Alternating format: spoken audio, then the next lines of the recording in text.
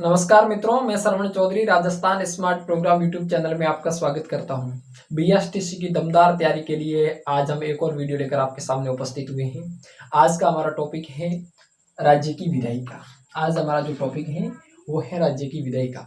इस टॉपिक को शुरू करने से पहले मेरी आपसे एक छोटी सी रिक्वेस्ट है कि अभी तक आपने हमारे YouTube channel Rajasthan smart programme को सब्सक्राइब नहीं किया है तो इस यूट्यूब चैनल को सब्सक्राइब करें तथा इस वीडियो को ज़्यादा से ज़्यादा शेयर करके सभी भाई बहनों तक पहुंचाए जो बीएसटीसी की तैयारी कर रहे हैं तथा आप इस वीडियो को अंत तक देखें, तभी आज का ये टॉपिक आपको अच्छी तरह से समझ आ पाएगा और इसके अंदर से कोई भी क्वेश्चन आपके बीएसटीसी के प्री एग्जाम के अंदर आता है तो आप अच्छी तरह से उनको हल कर पाएंगे। चलो आज की इस वीडियो को शुरू करते हैं और जानते हैं राज्य की विधायिका क्या होती है। इसको समझने के लिए मैंने दो भाग किए हैं। पहला भाग है वो है कि हमको समझना है कि विधायिका होती क्या है, और दूसरा हमारा जो भाग है वो है राजस्थान की विधायिका किस प्रकार की है। इन दोनों को समझते हैं। चलो पहले ये समझते हैं कि विधायिका क्या होती है। मैं आपको बताना चाहूंगा कि भारत के अंदर संसदीय शासन व्यवस्था है। इसके तहत ही भारत के अंदर क्या है कि तीनों स्तरों पर सरकार है। केंद्र के अंदर एक सरकार है जो पूरे देश के ऊपर शासन करती है और संघ सूची के जो विषय है उनके ऊपर कानून बनाती है। अलग अलग राज्यों के अंदर अलग अलग सरकारें हैं, इनको राज्य सूची के विषयों के ऊपर कानून बनाने का अधिकार है। फिर स्थानीय स्तर पर नगरों में नगरीय निकाय और गांव में पंचायती राज व्यवस्था भी की गई है। अब क्या है कि केंद्र के अंदर और राज्य के अंदर संसदीय शासन व्यवस्था के तहत सरकार के 3 अंग हैं। केंद्र सरकार के भी 3 अंग हैं और राज्य की सरकार के भी 3 अंग हैं, अर्थात सरकार के 3 अंग हैं। अब केंद्र की सरकार है तो भी उनकी 3 अंग है। अब अलग अलग स्टेट की जो गवर्नमेंट है उनके भी अलग अलग 3 अंग हैं। चलो हम एक साथ मान के चलते हैं। सरकार के 3 अंग कौन कौन से हैं? पहला है विधायिका, पहला अंग है विधायिका, दूसरा अंग है कार्यपालिका और तीसरा अंग है न्यायपालिका। अब ये देखते हैं कि इनका कार्य क्या है। इनका कार्य विधायिका का गठन किससे होता है?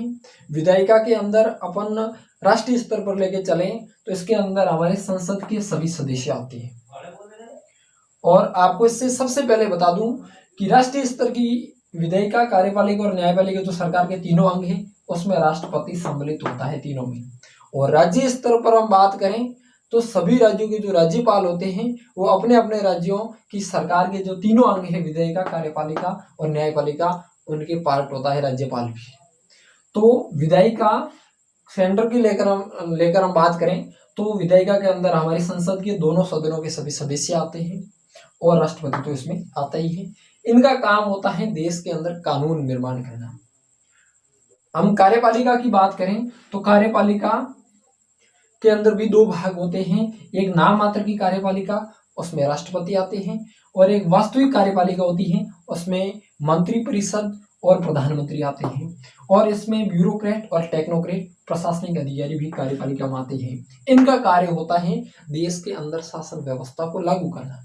उसके बाद में न्यायपालिका की बात करें तो इसके अंदर हमारा उच्चतम न्यायालय और उसके अधीनस्थ सभी न्यायालय इसके अंदर आते हैं और इनका काम है देश के अंदर जनता को न्याय व्यवस्था मुहैया करवाना। तो ये हमारी हो गई विधायिका, कार्यपालिका और न्यायपालिका, ये सरकार के 3 अंग हैं। अब ये स्टेट के अंदर भी सेम का सेम नियम लागू होता है। अब आगे की बात करें तो आज हमारा जो टॉपिक हमने लिया था वो टॉपिक लिया था केवल राज्य की विधायिका। ये टॉपिक हमने लिया शॉर्टकट इसलिए लिया क्योंकि हमको रटना नहीं है। इस टॉपिक को हमें समझना है कि विधायिका क्या होती है, इसका गठन किस प्रकार होता है, इसकी शक्तियां क्या है, इसके अंदर और क्या क्या प्रावधान है, ये हमको समझना है। और हमें सभी स्टूडेंट्स हैं जो इस वीडियो को देख रहे हैं उनसे मेरी यही रिक्वेस्ट रहेगी कि आप कोई भी टॉपिक पढ़ रहे हो तो उसको समझने की कोशिश कीजिए। आप रट्टू मत बनिए। रटी हुई चीज, कोई भी याद किया हुआ मटेरियल आपका अस्थायी हो जाता है और वो कभी भी उसको भूल सकते हो। आप एग्जाम हॉल के अंदर एग्जाम देने जाते हो तो थोड़ा बहुत हड़बड़ाहट और डर तो होती है। उस टाइम आपके द्वारा रटी गई चीज भूल जाते हो और एग्जाम के अंदर आप नहीं लिख पाते हो भूल जाने के वंश, और आप उसके अंदर 0 मार्क्स लाते हो या फिर उसके अंदर आप सेलेक्ट नहीं होते हो। इस कारण समझने की कोशिश करनी है। आज हम केवल और केवल समझेंगे राज्य की विधायिका क्या होती है, उसके बाद हम कार्यपालिका और न्यायपालिका को लेकर भी वीडियो बनाएंगे। अब जो ये आपने समझा होगा कि विधायिका क्या होती है। अब बात करें तो केंद्र लेवल में देखें तो विधायिका के अंदर कौन शामिल होता है, जिसके अंदर आते हैं हमारे राष्ट्रपति और संसद के दोनों सदन लोकसभा और राज्यसभा के सभी सदस्य विधायिका के अंदर आते हैं, जिनको कानून बनाने का अधिकार है। ये राष्ट्रीय स्तर की बात करें। अब राज्य स्तर की बात करें, हम इस टॉपिक को शुरू करते हैं कि राज्य की विधायिका किस प्रकार है। तो हमने राजस्थान को लेकर बात करते हैं, तो इसकी विधायिका के अंदर आते हैं विधानमंडल के सभी सदस्य प्लस राज्यपाल और राष्ट्रपति के अंदर वही पावर रहते हैं जो राष्ट्रपति को पावर राष्ट्रीय स्तर पर रहता है और राज्यपाल को राज्य स्तर पर पावर होता है। तो राजस्थान की विधायिका है, उसके अंदर राजस्थान की विधानसभा के सभी सदस्य आते हैं, प्लस इसके अंदर हमारे राज्यपाल भी इसके अंदर शामिल होते हैं। अब बात करें कि राजस्थान की विधायिका है, उसके अंदर विधानसभा के सभी सदस्य आते हैं जिनकी संख्या है 200। कितनी? जिनकी संख्या है 200 और प्लस हमारे राज्यपाल भी इसके अंदर शामिल है। अब राजस्थान की विधान मंडल है, राज्यों का जो विधायिका होती है उसके अंदर विधानमंडल और राज्यपाल होता है। और लेकिन आप अब ये सोच रहे होंगे कि अपने राज्यों के अंदर तो विधानमंडल होती है लेकिन राजस्थान में विधानमंडल नहीं है, राजस्थान में विधानसभा है। हमारे देश के अंदर कॉन्स्टिट्यूशन के अंदर प्रावधान है द्विसदनीय विधानमंडल की, लेकिन ये द्विसदनीय विधानमंडल भारत के 7 राज्यों के अंदर ही है। द्विसदनीय विधानमंडल भारत के 7 राज्यों में है, वो है जम्मू कश्मीर, उत्तर प्रदेश, बिहार, महाराष्ट्र, कर्नाटक, आंध्र प्रदेश और तेलंगाना। आंध्र प्रदेश के अंदर 2007 में बनी थी और तेलंगाना के अंदर 2 जून 2014 को द्विसदनीय विधानमंडल बना था। द्विसदनीय विधानमंडल में क्या होता है कि 2 सदन होता है, जैसा हमारा संसद के अंदर 2 सदन होते हैं जिसमें हम उच्च सदन को राज्यसभा बोलते हैं, इसी प्रकार राज्य की विधानमंडल के अंदर भी 2 सदन होते हैं। उच्च सदन को हम बोलते हैं राज्य परिषद, और निम्न सदन को हम बोलते हैं विधानसभा। इनकी शक्तियां वही होती हैं, विधानसभा की शक्तियां होती है लोकसभा की तरह, राज्य परिषद की शक्तियां होती हैं राज्यसभा की तरह। राज्य परिषद का चुनाव राज्यसभा की तरह ही होता है, थोड़ा अंतर है, बाकी विधानसभा के सदस्यों का चुनाव लोकसभा के सदस्यों की तरह ही होता है। और ये द्विसदनीय विधानमंडल भारत के 7 राज्यों के अंदर है। मैंने बताया था जम्मू कश्मीर, उत्तर प्रदेश, बिहार, महाराष्ट्र, कर्नाटक, आंध्र प्रदेश और तेलंगाना। मध्य प्रदेश ने भी 7वें संविधान संशोधन 1956 में द्विसदनीय विधानमंडल के लिए मांग की थी, लेकिन केंद्र ने इसकी मंजूरी नहीं दी थी। अनुच्छेद 269 के अंदर ये प्रावधान है कि कोई भी राज्य की विधानसभा इस आशय का विधेयक पारित करके द्विसदनीय विधानमंडल बना सकती है। इसके लिए क्या है, कोई राज्य ये चाहता है, अभी 7 राज्यों के अंदर हमारा द्विसदनीय विधानमंडल है, बाकी के अंदर एक सदनीय विधानमंडल है जिसको हम विधानसभा बोलते हैं। तो राजस्थान के अंदर एक सदनीय विधानमंडल होने के कारण हम इसको विधानसभा बोलते हैं। यही हमारी विधायिका है और कानून बनाने की शक्ति इसके पास है। अब द्विसदनीय विधानमंडल के बारे में बात करें तो द्विसदनीय विधानमंडल कोई नया राज्य भी बन सकता है। इसके लिए प्रक्रिया है कि इस आशय का विधेयक उस राज्य की संबंधित विधानसभा को अपने कुल सदस्यों के बहुमत से और उपस्थित और वोट डालने वाले सदस्यों के 2/3 बहुमत से विधेयक पास करना होगा। फिर वो विधेयक केंद्र सरकार के पास जाएगा, केंद्र सरकार संसद के अंदर इस विधेयक को पारित करेगी, उसके बाद राष्ट्रपति इसकी मंजूरी देते हैं तो उस राज्य का विधानमंडल द्विसदनीय हो सकता है। तो मध्य प्रदेश ने भी ऐसी मांग की थी, वो संसद के अंदर भी विधेयक पारित हो गया था, लेकिन राष्ट्रपति ने अभी तक उनकी मंजूरी नहीं दी है। और राजस्थान ने भी द्विसदनीय विधानमंडल की मांग की थी और विधेयक भी पारित किया था, लेकिन केंद्र सरकार ने ऐसा करने से मना कर दिया था। लेकिन एक बात और है, ये जो प्रक्रिया है इसको संविधान संशोधन के तहत ही, इसे होता तो संविधान संशोधन है, कोई राज्य द्विसदनीय बनता है तो किसी राज्य की विधानमंडल द्विसदनीय बनती है तो उसमें होता तो संशोधन है, लेकिन अनुच्छेद 269 के तहत वो संशोधन होने के बावजूद भी संशोधन के अंतर्गत नहीं आता है। ये एक हमारा इसमें अपवाद है।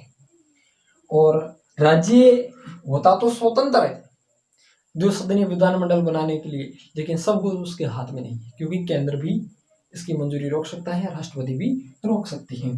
तो हम बात कर रहे थे राजस्थान की विधायिका की। तो राजस्थान की विधायिका के अंदर आते हैं विधानसभा के सदस्य जो 200 है, प्लस राज्यपाल आती है। हमारी विधानसभा को है वो एक सदनीय विधानसभा है। कैसी विधानसभा है? विधानमंडल है, एक सदनीय है, जिसको हम विधानसभा बोलते हैं। हमारी विधानसभा के अंदर सभा को ही राजस्थान के जो राज्य सूची के विषय हैं उन पर विषय कानून बनाने का अधिकार है। इसको विधायी शक्ति प्राप्त है अनुच्छेद 168 के तहत। अनुच्छेद 168 से अनुच्छेद 202, अनुच्छेद 168 से अनुच्छेद 202 तक विधायी संबंधी प्रावधान ही किए गए हैं, जो राज्यों के अंदर विधानसभा को या विधानमंडल को और केंद्र के अंदर संसद को उस पर कानून बनाने का अधिकार होता है। हमारी जो विधानसभा है उसको विधायी शक्ति प्राप्त है अनुच्छेद 168 के तहत। हमारी राजस्थान की विधायिका का जो दूसरा महत्वपूर्ण अंग है वो है राज्यपाल। राज्यपाल के अंदर विधायिका, कार्यपालिका और न्यायपालिका की शक्तियां निहित होती हैं।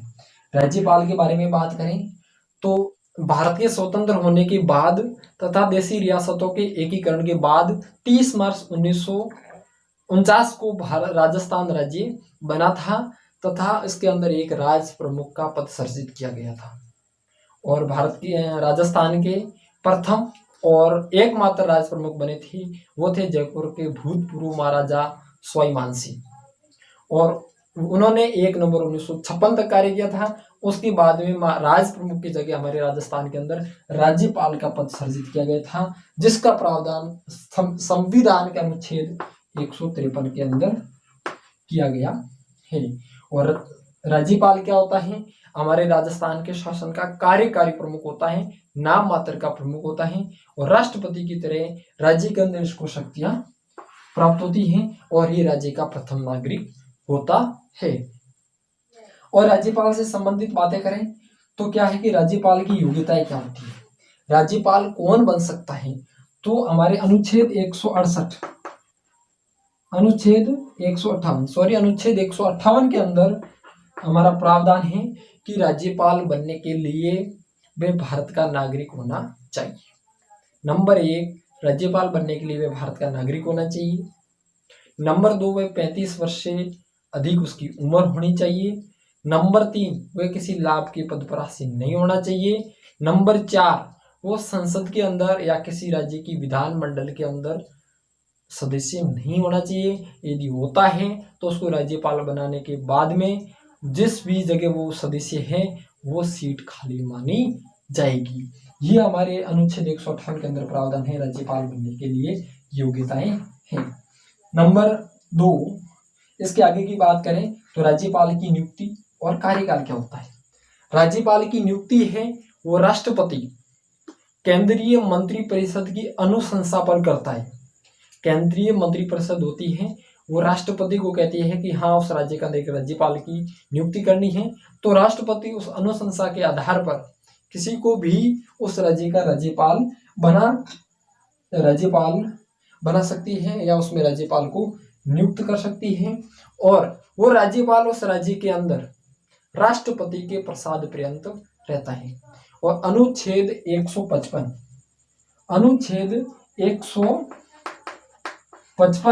के तहत राष्ट्रपति राज्यपाल की नियुक्ति करता है। और अनुच्छेद 156 के अंदर राज्यपाल के कार्यकाल का जो प्रावधान है वो है, सामान्यतः राज्यपाल का कार्यकाल तो 5 वर्ष होता है, लेकिन वो राष्ट्रपति के प्रसाद पर्यंत रहता है। और राष्ट्रपति चाहे तो राज्यपाल को दूसरे राज्य के अंदर स्थानांतरित भी कर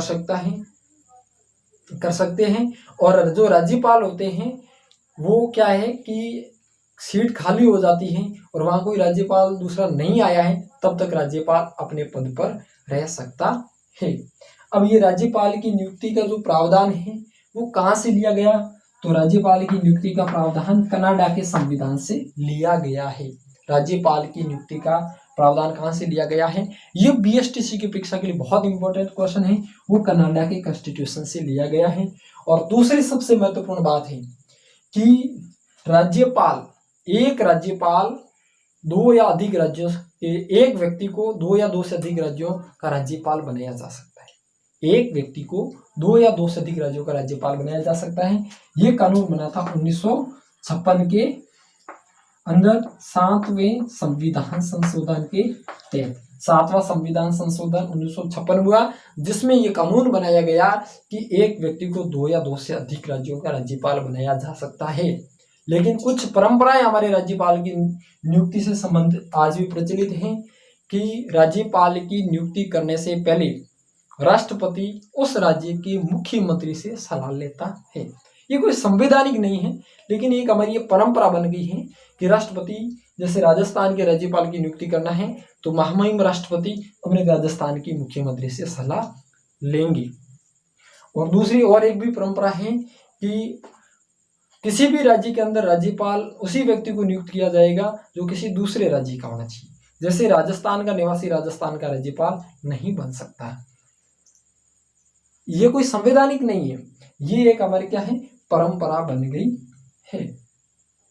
आगे की बात करें तो राज्यपाल की शपथ हमारे संविधान के अनुच्छेद 159 के तहत राज्यपाल की पद और गोपनीयता की शपथ उस राज्य के उच्च न्यायालय के मुख्य न्यायाधीश करवाते हैं।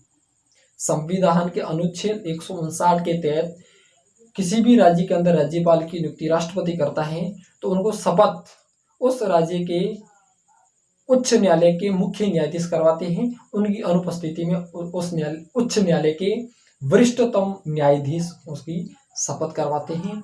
लेकिन ये नहीं, इससे बड़ी बात इसमें यह है कि शपथ तो उस राज्य के संबंधित उच्च न्यायालय के न्यायाधीश करवाते हैं, मुख्य न्यायाधीश करवाते हैं, लेकिन वो त्याग पत्र राष्ट्रपति को देता है। वो त्याग पत्र किसको देता है? राष्ट्रपति को देता है। कार्यकाल तो 5 साल होता है, लेकिन वो चाहे तो पहले भी त्याग पत्र देकर पद मुक्त हो सकता है। ये हमारे राज्यपाल की शपथ और त्याग पत्र का प्रावधान था। आगे की बात करें तो राज्यपाल की पद की गरिमा के अनुसार उसका वेतन भी होता है। वर्तमान राज्यपाल का जो वेतन है वो है 1,10,000 प्रति माह। 1,10,000 प्रति माह वर्तमान में राज्यपाल का वेतन है। उसको कुछ भत्ते भी दिए जाते हैं, उनको आवास और अन्य सुविधाएं भी दी जाती हैं। जो राज्यपाल जब तक रहता है तब तक उनके वेतन भत्ते सुविधाओं के अंदर कटौती नहीं की जा सकती है। और कोई व्यक्ति भी राज्यपाल पद पर रहता है तब तक उसके ऊपर कोई केस नहीं चलाया जा सकता है, उसके ऊपर कोई अपराध सिद्ध नहीं होता है, अर्थात उसके ऊपर कोई केस चलता ही नहीं है। अब आगे की बात करें 5 नंबर राज्यपाल के संबंध में, तो राज्यपाल की शक्तियां क्या होती है। अब राज्यपाल का पद वैसे देखें तो विवादित है, क्योंकि राज्यपाल की भाई जरूरत ही क्या है, ये नाम मात्र का होता है। लेकिन हाँ, राज्यपाल की एक नियुक्ति होती है तो कुछ उसको शक्तियां भी प्राप्त होती हैं। उसकी शक्तियां क्या होती हैं, चलो देखते हैं। शक्तियां 2 प्रकार की होती हैं। कुछ शक्तियां उसकी संविवेक के आधार पर होती हैं और कुछ शक्तियां मंत्रिपरिषद की सलाह के आधार पर होती है। शक्तियां 2 प्रकार की होती है। चलो इसमें ये देखते हैं स्वविवेक की शक्तियां कौन सी। मान लो राजस्थान के अंदर इलेक्शन हुई, किसी पार्टी की 95 सीट आ गई, किसी दूसरी पार्टी की 90 सीट आ गई और अदर पार्टियों की 9-10 ऐसी सीटें आ गई। किसी एक पार्टी की 5 सीट आ गई और एक पार्टी की 10 सीट आ गई। तो होता है क्या है, तो अब राज्यपाल स्वविवेक के आधार पर यह चुनता है कि उस राज्य का मुख्यमंत्री किसे बनाया जाए। ये राज्यपाल को अनुच्छेद 163 के तहत अधिकार होता है कि वो उस राज्य की विधानसभा के अंदर बहुमत प्राप्त दल के नेता को राज्यपाल उनको मुख्यमंत्री चुनता है। तो मुख्यमंत्री किसको चुनेगा वो, अब वो अपने स्वविवेक के आधार पर दोनों पार्टियां होती हैं और दोनों पार्टियों के अंदर सबसे बड़ी पार्टी को मुख्यमंत्री बनाने के लिए आमंत्रित कर सकता है, या सरकार बनाने के लिए उसको आमंत्रित कर सकता है, या सरकार अलमत में है या बहुमत में है, उस समय भी राज्यपाल किसी को शक्ति परीक्षण या उसकी कितनी सीट है ये दिखाने के लिए भी बुला सकता है। यहाँ राज्यपाल अपने स्वविवेक के आधार पर अपनी शक्तियों का प्रयोग करता है। बाकी शक्तियां होती हैं राज्यपाल के पास में, वो राज्यपाल मंत्रिपरिषद की सलाह के आधार पर वो शक्तियों का प्रयोग करता है। जैसे राज्य लोक सेवा आयोग है, उसके अध्यक्ष की नियुक्ति है। उच्च न्यायालय है तो उसके जजों की नियुक्ति है। राज्य के अन्य बहुत सारे आयोग हैं, उनके ऊपर नियुक्तियां हैं, और अन्य कई प्रकार के प्रावधान हैं, उनकी नियुक्तियां हैं। राज्य के लोक सेवा आयोग की पद पर नियुक्तियां हैं, और बहुत सारे कार्य होते हैं। वह राज्यपाल होता है, मंत्रिपरिषद की सलाह पर कार्य करता है। चलो, ये हमने पढ़ा था राज्य की विधायिका। तो राज्य की विधायिका के अंदर हमने समझने का प्रयास किया था कि सरकार होती है, सरकार के अंदर 3 अंग होते हैं, विधायिका, कार्यपालिका और न्यायपालिका। आज हमारा टॉपिक था जो विधायिका था। अब केंद्र के अंदर विधायिका के अंदर कौन आता है वो हमने पढ़ा। उसके बाद में हमने पढ़ा कि राज्य की विधायिका के अंदर कौन आता है। फिर हमने राजस्थान की विधायिका को पढ़ा, उसके अंदर हमारे विधानसभा के सदस्य आते हैं, प्लस राज्यपाल आते हैं। तो हमने राजस्थान की विधानसभा को देखा तो 1 सदनीय है। अब किन किन देशों के अंदर, राज्यों के अंदर 2 सदनीय, वो भी पढ़ा। अब उनके पास क्या क्या शक्ति है, विधायी शक्ति है, वो पढ़ा। फिर हमने राज्यपाल को पढ़ा, वो भी हमारे राजस्थान की विधायिका का एक अंग है। तो उसके अंदर हमने उसकी योग्यताएं, राज्यपाल की नियुक्ति, कार्यकाल, ये राज्यपाल का पद का प्रावधान कहाँ से लिया गया है, उसके वेतन, भत्ते और शक्तियों के बारे में हमने पढ़ा।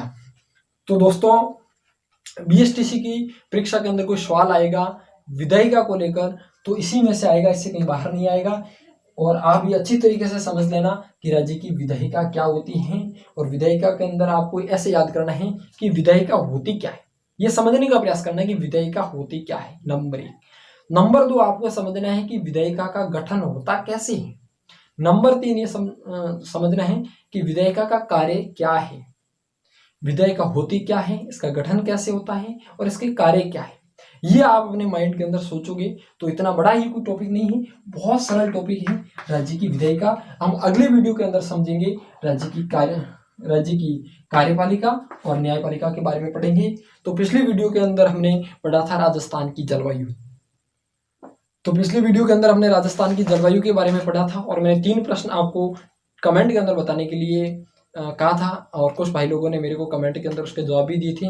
उनको मैं बहुत बहुत धन्यवाद देता हूं, और मेरे आप सभी से अनुरोध है कि आप भी कमेंट के अंदर जवाब दें जो यहाँ पर प्रश्न रख रहा हूं। तो मैंने 3 क्वेश्चन रखे थे। पहला क्वेश्चन था राजस्थान के अंदर औसत वार्षिक वर्षा कितनी होती है। तो राजस्थान के अंदर औसत वार्षिक वर्षा कितनी होती है, मैंने वो प्रश्न रखा था। उसका आंसर है 58 सेंटीमीटर। राजस्थान के अंदर औसत वार्षिक वर्षा होती है जो तीनों ऋतुओं को मिलाकर होती है, वो होती है 58 सेंटीमीटर।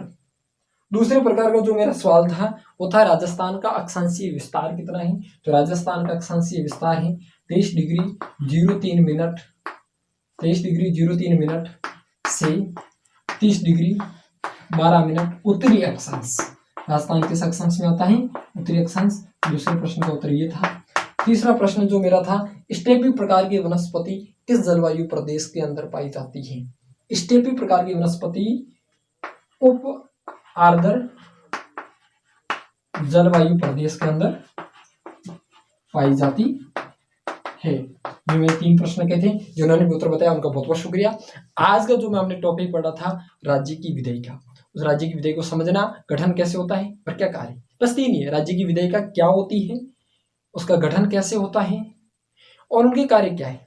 अब ये 3 भाग है राज्य की विधायिका को समझने के लिए, बिल्कुल ही शॉर्ट से हैं। आप अच्छी तरीके से पढ़ोगे तो बीएसटीसी के अंदर ऐसा कोई क्वेश्चन नहीं आएगा जो इससे बाहर आएगा। तो मेरा आपके लिए मैंने 4 क्वेश्चन बनाए हैं, इसमें से उनका उत्तर आप कमेंट के अंदर जरूर बताना।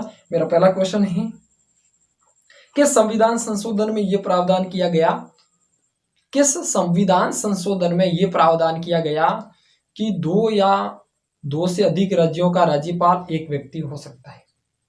या दूसरे आप इस तरीके समझ सकते हो कि किस संविधान संशोधन में यह प्रावधान किया गया कि एक व्यक्ति 2 या 2 से अधिक राज्यों का राज्यपाल बन सकता है।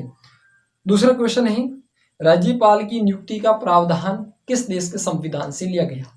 राज्यपाल की नियुक्ति का प्रावधान किस देश के संविधान से लिया गया। राज्य द्विसदनीय विधानमंडल का प्रावधान किस अनुच्छेद के तहत किया गया है। राज्य के अंदर द्विसदनीय विधानमंडल हो सकता है, इसका प्रावधान किस अनुच्छेद में किया गया है। चौथा क्वेश्चन, राज्यपाल को शपथ कौन दिलाता है तथा राज्यपाल त्याग पत्र किसको देता है। दोस्तों ये ध्यान से पढ़ना कि राज्यपाल को शपथ कौन दिलाता है तथा राज्यपाल त्याग पत्र किसको देता है। इसका आंसर ध्यान से देना। इन चारों प्रश्नों के उत्तर आप कमेंट में बताना। हम अगली वीडियो के अंदर इस प्रश्नों के ऊपर डिस्कस करेंगे। धन्यवाद।